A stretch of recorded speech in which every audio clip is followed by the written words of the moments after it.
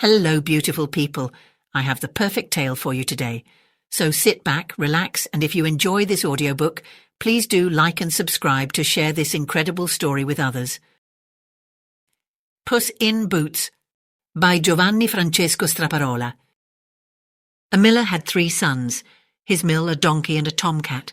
The sons had to grind, the donkey had to get grain and carry flour away, and the cat had to catch the mice away. When the miller died, the 3 brothers divided their inheritance. The oldest received the mill, the second the donkey, and the third the tomcat. Further was nothing left for him. Thereon he was sad and spoke to himself, "But I have gotten all the worst.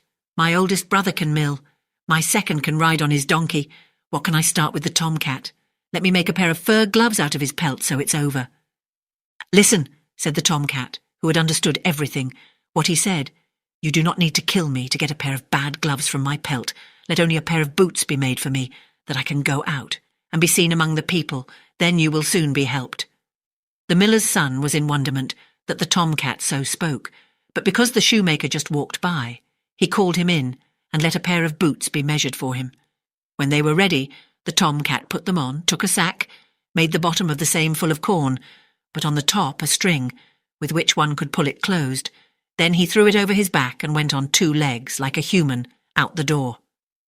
In those days reigned a king in the land. He liked to eat partridges so much. There was a need that none were to be gotten. The whole forest was full, but they were so shy that no hunter could reach them. The tomcat knew that, and considered to do his matter better. When he came into the forest, he made the sack open, spread the corn apart, but the cord he laid into the grass and led it behind a hedge. There he hid himself, snuck around and lurked. The partridges soon came running, and one after the other hopped into the sack. When a good quantity was in it, the tomcat pulled the cord closed, ran to and twisted their heads around. Then he threw the sack over his shoulder and went straight away to the king's palace. The watch cried, "Halt! Where to?" "To the king," answered the tomcat quickly. "Are you crazed, a tomcat to the king?" "Just let him go," said another. "The king has often boredom. Maybe the tomcat makes him amused with his humming and spinning." When the tomcat came in front of the king, he made a reverence and said, "My hair, the Graf," with that he named his long and distinguished name, lets himself be recommended to the Hare King, and sends him these partridges that he just caught in slings. The king, astonished over the beautiful fat partridges, knew not out of pleasure how to contain himself, and commanded that the tomcat be given as much gold out of the treasure chamber into his sack as he could carry. "That bring to your heron, and thank him again many times for his gift." But the poor miller's son sat at home at the window, supported his head in his hand, and thought that he had spent his last for the tomcat's boots, and what large things will he be able to bring back? Thereon the tomcat stepped in, threw the sack from his hack, untied it open, and shook the gold in front of the miller. "There you have something for the hoots. The king also greets you, and says many thanks to you."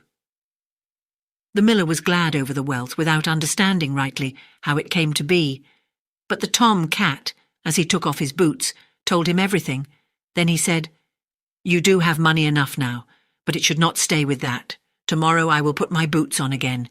You will become richer still. I also told the king that you are a Graf." On the next day the tomcat went, as he had said, well booted to hunting again, and brought the king a rich catch. So it went all days, and the tomcat brought gold home all days, and was so popular as one by the king that he was allowed to come in and go out and prowl around in the palace where he wanted. One time the tomcat stood in the king's kitchen by the stove and warmed himself. Thereon came the coachman and cursed, "I wish king and the princess were at the executioner. I wanted to go to Wirt's house and drink once and play cards. There I should drive them spazieren at the lake." As the tomcat heard that, he snuck home and said, "If a Graf you want to be and become rich, so come outside with me to the lake and bathe yourself therein." The miller did not know what he should say to that, but followed the tomcat, went with him, undressed Splinter naked, and sprang into the water. But the tomcat took his clothes, carried them away, and hid them. No sooner was he finished with that, thereon came the king driving by. The tomcat immediately began pathetically to lament, "Ah, all-merciful king! Mine Herr bathed himself here in the lake. Thereon a thief came and stole his clothes that lay on the shore. Now the Herr Graf is in the water and cannot come out, and if he stays in longer he will catch cold and die." When the king heard that, he called halt, and one of his people had to chase back, and of the king's clothes bring hack. The Herr Graf put on the magnificent clothes, and because the king anyway for the partridges, that he thought to have received from him, held his worth, so he had to sit with them in the carriage. The princess was also not upset over it, because the Graf was young and handsome, and she liked him quite well. But the tom-cat went ahead and came to a large grass field, where over 100 people were making hay. "Who does this grass field belong to, you people?" said the tom-cat. "The great magician. Listen, the king will soon drive by. When he asks who the grass field belongs to, so answer the Grafen. And if you do not do that, you will all be struck dead." Thereon the tom-cat went further, and came to a grain field so large that no one could oversee it. There stood more than 200 people and cut the grain. "Whose grain is this, you people?" "The magician." "Listen, the king will soon drive by when he asks who the grass field belongs to, so answer the Grafen, and if you do not do that, you will all be struck dead." Thereon the tom-cat went further and came to a grain field, so large that no one could oversee it. There stood more than 200 people and cut the grain. "Whose grain is this, you people?" "The magician."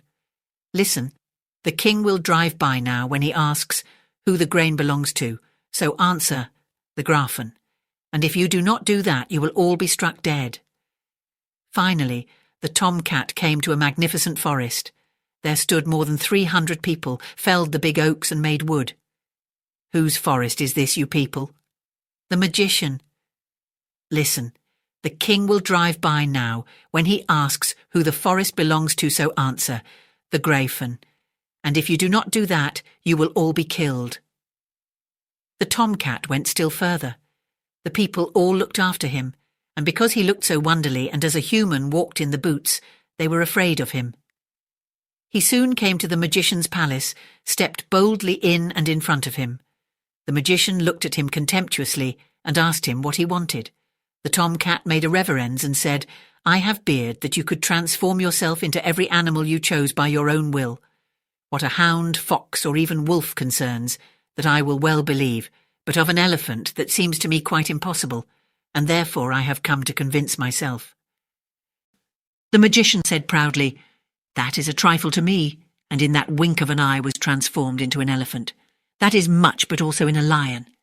"That is also nothing," said the magician, and stood as a lion in front of the tom-cat. The tom-cat made as if startled and cried, "That is unbelievable and unheard of, the same I would never have dreamt of coming into my thoughts. But more still all else it would be, if you could transform yourself into such a small animal. As a mouse is, you can certainly do more than any other magician in the world, but that will be certainly too high for you." The magician was very friendly from the sweet words and said, "Oh, dear catlet, that I can also," and sprang as a mouse around the room. The tom-cat was after him, caught the mouse with one jump and ate him up. But the king was still driving Spazieren with the Grafen and the princess, and came to the large field. "Who does the hay belong to?" asked the king. "The Herr Grafen," cried all, as the tom-cat had commanded them. "Thou have a pretty piece of land, Herr Graf," said he. Thereafter they came to the large grain field. "Who does the grain belong to, you people?" "The Herrn Grafen." "Aye, Herr Graf, large, big estates." Thereon to the forest. "Who does the wood belong to, you people?" "The Herrn Grafen." The king was astonished even more and said, "Thou must be a rich man, Herr Graf. I do not believe that I have such a magnificent forest." Finally they came to the palace. The tom-cat stood on top of the stairs, and as the wagon stopped below, he sprang down, opened the door and said, "Herr King, thou comest to the palace of my Herr, the Graf, that this honours him and makes him happy his life day long." The king stepped out and marvelled at the magnificent building, that was almost larger and more beautiful than his own palace, but the Graf led the princess up the stairs into the hall, that was shimmering with gold and precious stones. Thereon the princess was promised to the Graf, and when the king died, he was king.